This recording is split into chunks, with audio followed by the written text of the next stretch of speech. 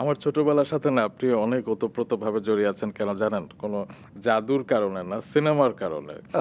আমি ছোটবেলায় ছুটির ঘন্টা টিভিতে দেখেছিলাম এবং ১৯৮০ সালের ২রা মে মুক্তি পেয়েছিল ছুটির ঘন্টা। এবং সেই সিনেমা, সেই গান, গানটা কি আপনার মুখে একটু শুনি?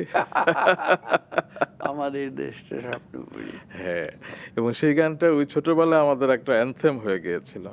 তো সেই সময় তো আপনাকে সেই সময় কেন সবসময় আপনাকে খুব ড্যাশিং, হ্যান্ডসাম, সুদর্শন মনে হয় আরকি। নিশ্চয়ই আপনি অনেক সিনেমারও অফার পেয়েছিলেন নায়ক হবার? হ্যাঁ, ওই সিনেমাটা তো বেশ হিট করেছিল। জি। ওর পরে আমি ৩-৩টে সিনেমার নায়কের অফার পেয়েছিলাম। আচ্ছা। কিন্তু আমি করিনি। কোন কারণ ৩ টা সিনেমা? সেই নামগুলো তো এখন আর মনে নেই। কিন্তু আচ্ছা। ওই প্রযোজক এবং পরিচালক তারা এসে আমার সঙ্গে বসেছিলেন। তো আমি বললাম, তো আমি তো ম্যাজিশিয়ানের ভূমিকা অভিনয় করছি, আমি এইটাই থাকতে চাই। আচ্ছা। এই আমি ক্যারেক্টার চেঞ্জ করতে চাই না।